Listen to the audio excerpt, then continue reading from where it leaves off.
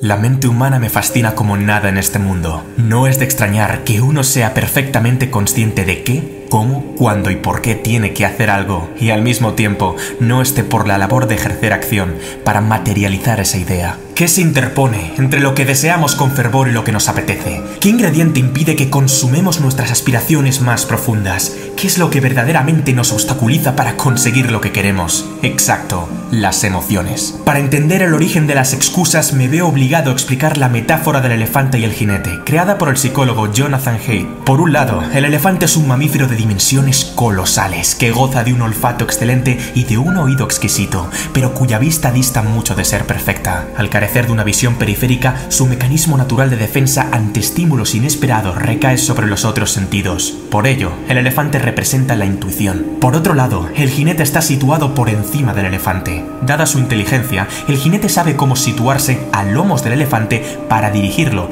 pues sujeta las riendas y piensa que lleva la voz cantante. Craso error. Por ello, el jinete representa la razón. Cuando el elefante y el jinete miran para el mismo lado, caminan en direcciones iguales y buscan objetivos comunes, no habrá conflicto alguno. El problema surge cuando las necesidades de ambos son diferentes, de tal modo que cada cual tira para su lado en pos de satisfacer sus propias necesidades. El elefante es grande, fuerte e impulsivo. El jinete, por su parte, es astuto, más pequeño y débil en comparación. Así pues, el control del buen hombre es poco menos que un aciago espejismo, pues no deja de ser precario e incierto en comparación al animal. Si el gigantesco elefante se rebela contra su dueño y quiere tomar otra dirección, es bastante probable que lo consiga. Es la lucha eterna de todos nosotros, la razón contra la emoción, pero aún no hemos llegado a la peor parte. ¿Quieres saber la triste verdad del asunto? Primero sentimos, después razonamos. Y cuando la emoción es tan poderosa que el individuo se ve sobrecargado por un mar de sentimientos aflictivos y sensaciones desgarradoras, recurre a la razón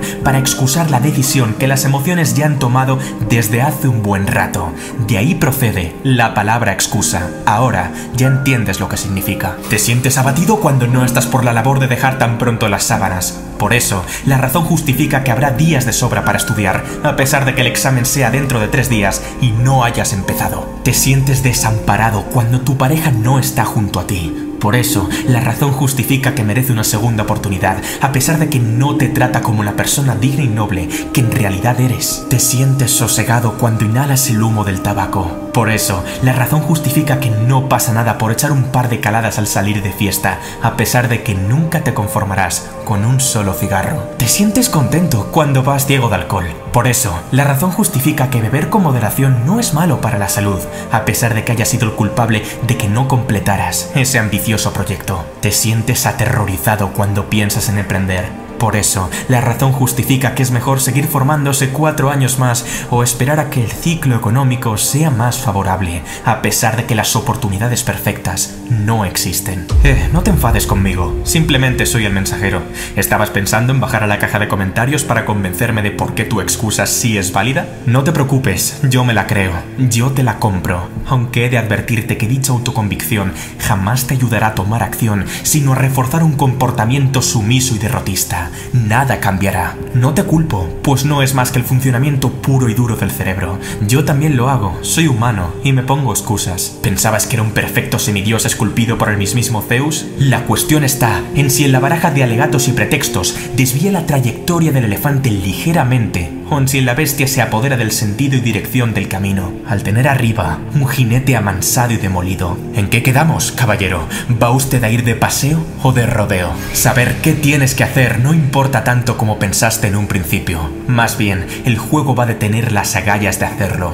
Lo último abre las compuertas del cambio, la mejora y el aprendizaje mediante un autochantaje que emana del propio sentido de urgencia del Homo sapiens. Y al revés, aunque saber lo que uno tiene que hacer podría ser de gran ayuda en una mente ya de por sí resiliente y decidida, la ciencia y la probabilidad demuestran que las garantías de que el plan cobre vida de forma sostenida brillan por ser escasas. Todos sabemos que el alcohol mata, pero la mayoría nunca le falta su cervecita diaria. Todos sabemos que el dulce mata, pero la mayoría no detiene los atracones de azúcar. Todos sabemos que la velocidad mata, pero la mayoría supera el límite permitido en carretera al sobrepasar un radar. No es el hecho de que uno sea consciente o no de un peligro lo que le aleja de él. No es el hecho de que uno sea consciente o no de una meta lo que le acerca a ella. Es una condición necesaria, pero no suficiente.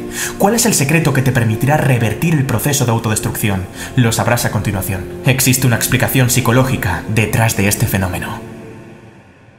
Venga, piensa un poquito. ¿Recuerdas lo que te he dicho al principio del vídeo? ¿Qué es lo que verdaderamente nos obstaculiza para conseguir lo que queremos? Exacto. Las emociones. Todavía no. Escucha el siguiente ejemplo. Imagina que vas caminando tranquilamente por la montaña y tu cuerpo empieza a sentir escalofríos al percatarse de que hay algo que parece ser una serpiente.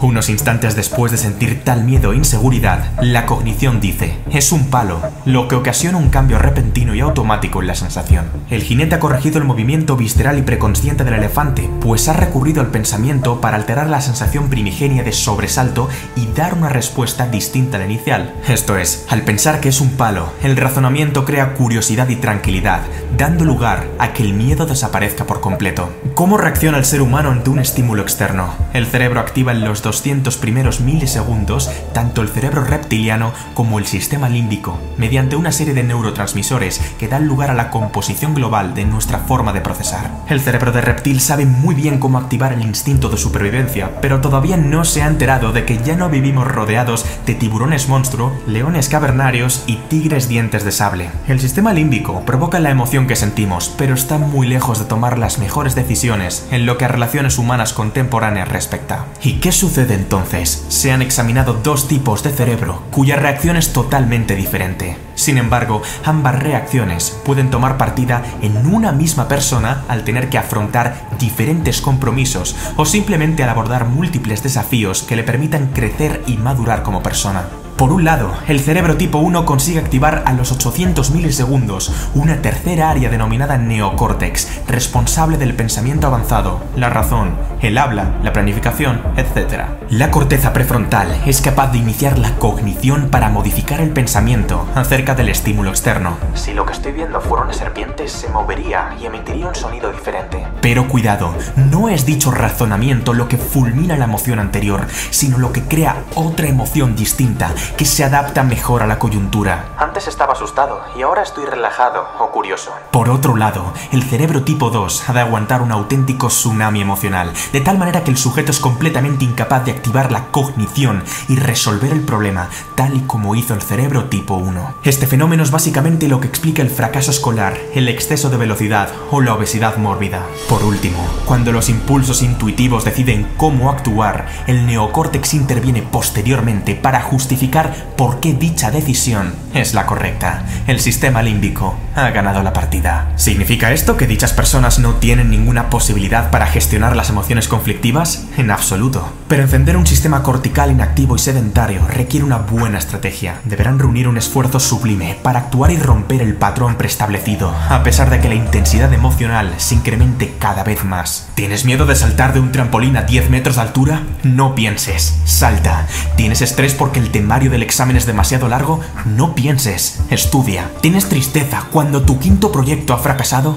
No pienses, continúa. Poco a poco, el jinete tomará el mando y acaparará más poder. Por el contrario, si no se controla adecuadamente a un cerebro tipo 2, las consecuencias pueden ser fatales. Guiarse por las emociones es un paseo aleatorio. Tan pronto como se acierte en una decisión, se tomará otra cuya implicación es de proporciones hecatómbicas. Sigue tu corazón es, literalmente, la filosofía del drogadicto. Es aquí donde nacen las excusas. ¿Recuerdas? El elefante gana la partida al jinete, comienza a andar sin su consentimiento y, al verse incapaz de frenar al animal, elabora un pretexto que argumente por qué éste ha salido disparado en una dirección específica en contra de su verdadero interés. Sea como sea, cada vez que alguien toma una decisión, primero ha sentido en su cuerpo. Después, habrá algo que lo justifique o desmienta a nivel cognitivo. La inteligencia se puede entender desde la acepción de intelliger, esto es, seleccionar entre. Cuando yo soy inteligente, significa que, entre todo lo posible, escogeré lo más adecuado a la situación. La inteligencia emocional implica que el individuo elija la emoción más apropiada para el estímulo externo, entre todas las que se encuentren a su disposición. La emoción decide y la razón justifica. Dicho de otro modo, todas las decisiones son emotivas y después la razón explica la emoción que se experimenta en un principio o la transforma en otra que consigue desbancarla, pero es lo que uno siente lo que determinará el rumbo de la trayectoria. Si estás en cólera, el mundo se ve distinto a si estás en templanza. Si estás en miedo, el mundo se ve distinto a si estás en seguridad. Si estás en letargo, el mundo se ve distinto a si estás en júbilo. El pensamiento es un buen evaluador, pero no un buen gestor. La gestión tiene que producirse de emoción a emoción. El trabajo de saber lo que hay que hacer corresponde a la corteza prefrontal, pero ser capaz de hacerlo tiene que ver con la inteligencia emocional. Es decir, si el sistema operativo que se utiliza es el cerebro tipo 1 o el cerebro tipo 2. ¿Comprendes ahora por qué tanta gente se refugia en las excusas? ¿Entiendes ahora por qué saber lo que hay que hacer no basta? No todo el mundo ha aprendido a seleccionar sabiamente. No todo el mundo sabe gestionar sus emociones, y no es raro. Nadie nos ha enseñado a hacerlo. El factor que aniquila la existencia de miles de individuos es precisamente la kriptonita de su cambio. El problema es que una gran parte de las personas, al no entender las emociones más conflictivas, se asustan y prefieren fundamentar el dominio que éstas ejercen sobre su voluntad mediante justificaciones elaboradas por la razón. Es que no tengo tiempo para ir al gimnasio, dijo Juan mientras buscaba olvidarse de su tristeza, consumiendo porquería televisiva. Es que mi jefe tiene que subirme el sueldo, dijo Laura tras calmar su ansiedad,